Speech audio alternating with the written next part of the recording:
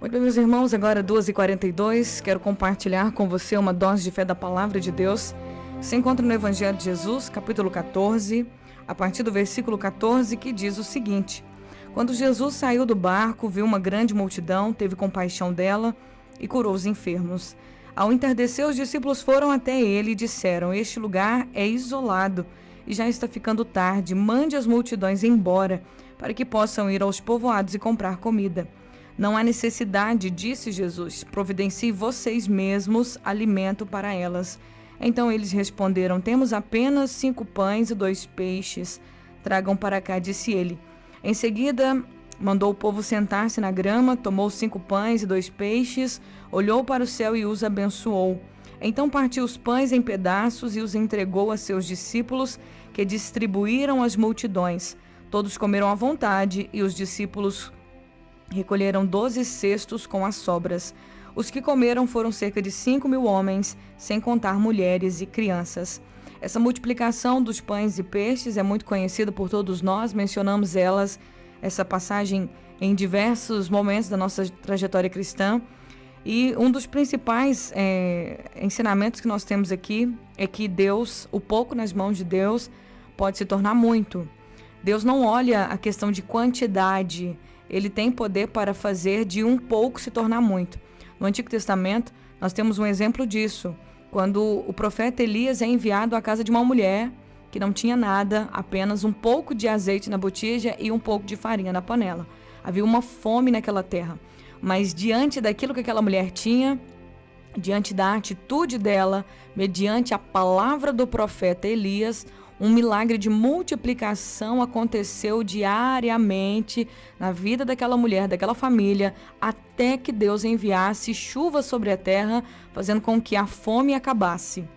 E nos dias de Jesus aconteceu igualmente. O mais interessante dessa passagem da multiplicação dos pães não é em si a multiplicação dos pães, mas é o que Deus espera de nós. Qual a atitude que Deus espera de nós para que coisas sobrenaturais aconteçam? Tudo aquilo que possa ser em benefício a nós.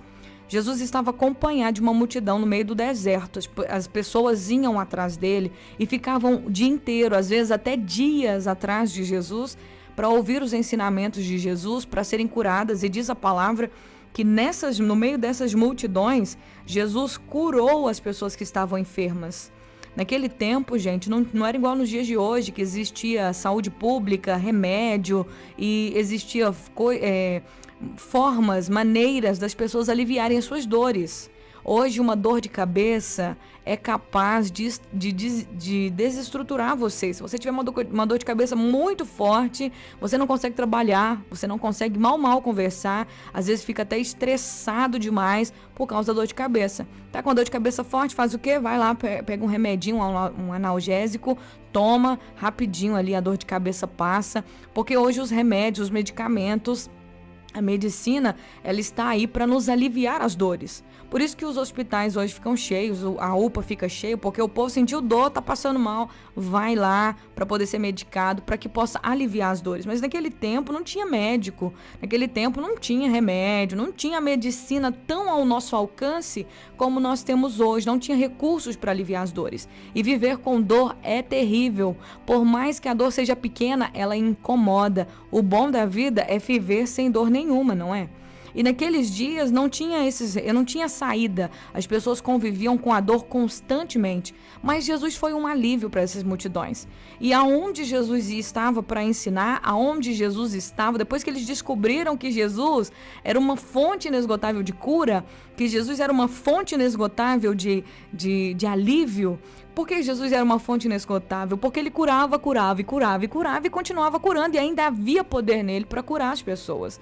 Então as pessoas iam aonde Jesus estava, porque elas sabiam que em Jesus elas teriam alívio de suas dores. Então elas não se importavam se Jesus estava no deserto. Elas iam para o deserto. E iam para o deserto sem comida. Muitas vezes elas iam com a roupa do corpo, tudo porque queriam alívio das suas dores, queriam alívio das suas enfermidades. Então elas não importavam se Jesus entrava no barco e atravessava o mar para o outro lado. Elas davam um jeito de chegar aonde Jesus estava, porque elas queriam alívio de suas dores, e não só alívio de sua dor no corpo, mas também Muitas pessoas iam por causa do alívio da dor da alma, o alívio da dor espiritual. Existem muitas pessoas que têm fome e sede de Deus de verdade, que querem ouvir a palavra de Deus, que querem conhecer mais de Deus, que precisam e necessitam conectar a sua vida ao Criador.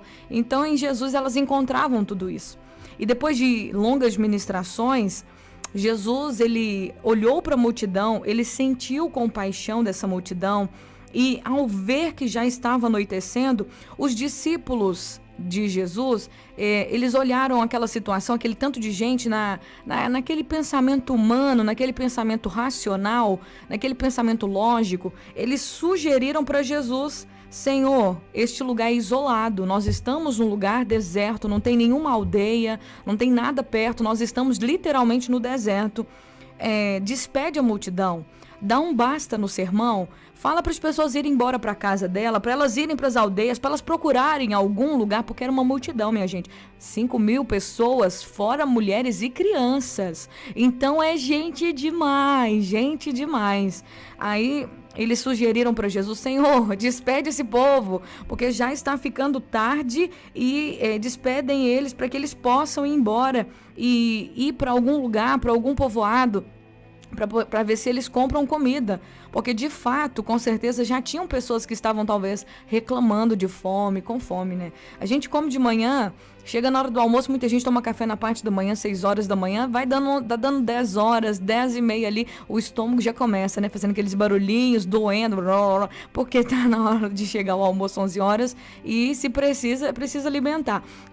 Almoçou 11 horas, meio-dia, 3 horas da tarde já começa de novo, o estômago querendo comida, querendo café. Nós somos assim, constantemente querendo alimentar. Agora eu penso numa multidão que talvez estava ali, não tinha essa mordomia que nós temos hoje. Nós vivemos numa época privilegiada de todas as épocas que já existiram, porque nós, hoje, pessoas comuns, não precisa ser rica, todas as pessoas conseguem ter um café da manhã, um almoço, um café da tarde, consegue ter um lanche à noite, consegue jantar ainda, fazer um lanchinho à noite. Hoje a gente tem vida de rei. Os reis de antigamente não tinham essa vida de luxo que a gente tem hoje. Hoje a gente tem em média 5 refeições por dia. E naquele dia lá, naquele tempo, naquele momento lá que Jesus estava com aquele povo no deserto, não tinha essa mordomia. Então a gente não sabe quantos dias que eles estavam com Jesus ali no deserto, porque eles descobriram que Jesus estava no deserto, como eu falei, eles foram atrás de Jesus. Isso, gente, mostra perseverança. Jesus, ele saciou uma multidão de 5.000 pessoas porque ele viu que essa multidão fazia de tudo, essas pessoas faziam de tudo para poder ir aonde Jesus estava. E aí, nesse momento da sugestão dos discípulos, talvez vendo ali a fome das pessoas, a fome das crianças, eles sugeriram para Jesus. Só que Jesus diz uma coisa para eles. Jesus falou: não tem necessidade disso. Não tem necessidade de despedir. A minha pretensão não é despedir essas multidões. Só que existe uma frase que mexe muito comigo, que eu tenho ouvido ultimamente muito, é que Deus não age, Deus reage. Ou seja, o céu não age, o céu reage. E ele reage mediante a nossa ação. E essa frase tem sentido, ela faz sentido, sim, porque está escrito em Hebreus capítulo 11, versículo 1, que a fé é a certeza das coisas que se esperam e a convicção das coisas que você não vê. Ou seja, primeiro você tem uma atitude de fé sem ver aquilo, para depois aquilo se tornar concreto na sua vida. A palavra fala que a fé sem as obras é morta. Não adianta eu dizer que eu tenho fé se eu não tenho uma atitude que demonstre a minha fé. É uma fé morta, é uma fé que não produz nada. Então primeiro eu acredito, primeiro eu dou a Deus a minha fé, eu dou a Deus a minha confiança, eu mostro para o céu que eu confio, que eu tenho algo para dar, e Deus faz o que eu não posso fazer. O impossível, o inacreditável, aquilo que não pode ser explicado, o imensurável. Então nós precisamos entender. Então quando Jesus diz para os discípulos, não há necessidade disso. Não existe uma necessidade de despedir essas pessoas. Não existe essa necessidade. Jesus olha para eles e pergunta: providencie vocês o alimento para essas pessoas. Ou seja, o que Jesus estava dizendo para essa multidão? Me dá uma ação, gente. Reage, faz alguma coisa. O que vocês têm aí? O que vocês têm aí? O que você tem para me oferecer? Faz alguma coisa, providencie vocês alguma coisa para essa multidão. Os discípulos queriam um caminho fácil, eles queriam que mandasse todo mundo embora, independentemente se aquelas pessoas poderiam até morrer. Em outra passagem, em outro evangelho, fala que Jesus disse, não, essas pessoas vão desfalecer. Se eu despedir elas, elas podem desfalecer no deserto, porque estão comigo aqui há vários dias. Então os discípulos não estavam preocupados com isso, eles estavam preocupados em que aquelas pessoas que estavam ali talvez reclamando de fome, fossem embora. Eles tinham 5 pães e 2 peixes, talvez eles queriam comer dos 5 pães e 2 peixes, mas como que come na frente de um monte de gente olhando, né? Não sabemos a intenção do coração dos discípulos, mas o certo é que Jesus olhou para os discípulos e deu para eles uma lição. Providenciem vocês. Resolvam vocês. Traz a providência. Me dá alguma coisa para que eu possa fazer um milagre. E o céu diz isso para mim e para você. Me dá alguma coisa. Você precisa de um milagre. Você vê que as pessoas na sua casa, na sua família, à sua volta, precisam mudar de vida. Mas e você? O que você tem? Me providencie alguma coisa para que eu possa fazer um milagre. Providencie você alguma coisa. E aí os discípulos, eles responderam para Jesus, nós temos apenas, significa pouco, diante de tanta gente que ali estava, 5.000 homens, fora mulheres e crianças, então vamos julgar que havia ali uma multidão de mais ou menos umas 20.000 pessoas, 15 a 20.000 pessoas, talvez até mais. Então eles disseram, temos apenas 5 pães e 2 peixes. O que Jesus disse? Jesus olhou na expectativa humana, na perspectiva humana, na visão humana. Ah, é só 2 pães. Gente, Deus não olha isso. Deus não é como a gente. Jesus não é como a gente. Ele não olha pra gente com desprezo para aquilo que é pouco. Ele olha pra gente com aquilo, ele olha pra nossa vida quando nós temos o pouco e ele já olha com a possibilidade de fazer aquilo se tornar suficientemente abundante. É isso que Deus faz. Todas as pessoas menosprezam, às vezes elas não têm em Deus uma expectativa de que o pouco na mão de Deus se torna grande, se torna muito. Deus, para criar o mundo que ele criou, quando ele chegou para esse mundo, o mundo estava sem forma e vazio. E Deus disse, haja luz, e começou a criar esse mundo maravilhoso que a gente vive nele. Deus pegou o pó da terra que era nada e fez um ser humano. Deus pegou a costela de um homem, uma costela, um pedacinho de carne e de osso, e fez uma mulher. Então de um casal Deus povoou e encheu a terra de seres humanos e pessoas. Então para Deus não precisa de muito. Deus não quer que você construa as coisas. Ele quer que você dê para ele a sua fé. Ele quer que você reaja, que você faça alguma coisa, que você entregue para ele alguma coisa, para que ele possa fazer aquilo que é necessário. Deus sempre vai se mover para suprir aquilo que é necessário. Não só suprir a necessidade, mas também ele vai sobejar. Deus nunca vai dar menos. Ele sempre vai suprir e ainda vai deixar para que sobre. Diz a palavra de Deus que havia uma viúva no tempo do profeta Eliseu, que os filhos dela estavam para ser levados como escravos. Ela foi atrás do profeta e o profeta falou, o que você tem na sua casa? Ela falou, tem só um pouquinho, apenas um pouquinho de azeite na botija. E ele falou assim, então pede vasilha emprestada, entra na casa com seus filhos e enche as botijas. E ela foi lá, obedeceu a voz do profeta, porque é importante a gente obedecer a palavra que é liberada sobre a nossa vida, porque é a palavra que gera o poder.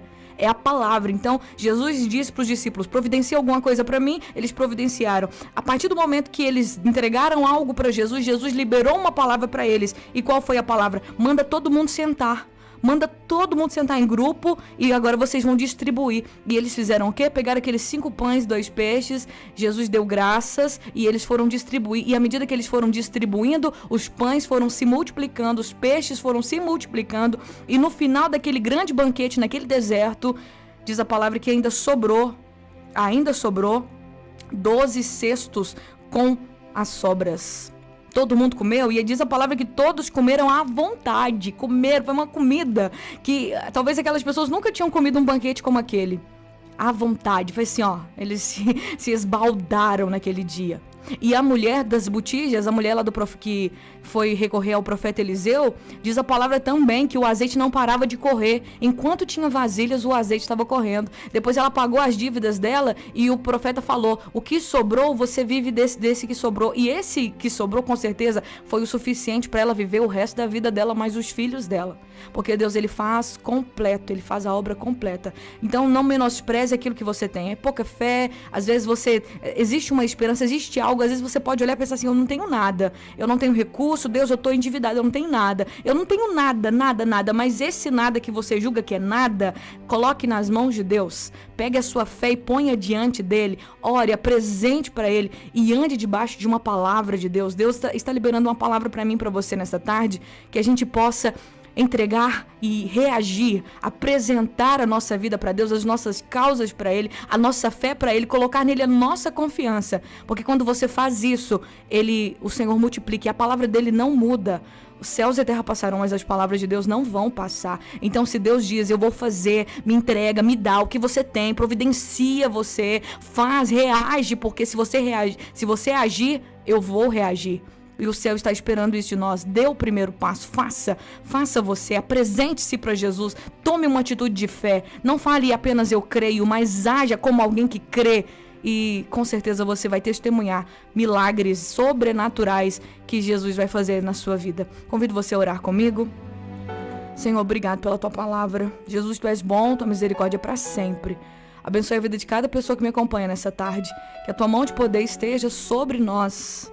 E que essa palavra profética, essa palavra da multiplicação venha sobre a minha vida e sobre a vida de cada pessoa que necessita. Senhor, que nós possamos entender que o Senhor está disposto, o Senhor nos liberou uma chave nessa tarde, aonde nós devemos apresentar aquilo que temos, mesmo que a gente olhe e menospreze, mesmo que a gente olhe e diga que é nada. Deus, eu não tenho nada, eu só tenho isso aqui. Mas isso aqui nas tuas mãos pode se tornar algo que vai mudar a história da nossa vida, da nossa família, da nossa casa. Que no nome de Jesus, a fé para viver esse sobrenatural venha brotar agora no coração desse homem e dessa mulher. Eu tomo posse dessa palavra para minha vida, eu tomo posse disso para minha vida. Senhor, o Senhor é maravilhoso. Abençoe a vida dos teus filhos, em nome de Jesus. Amém e amém.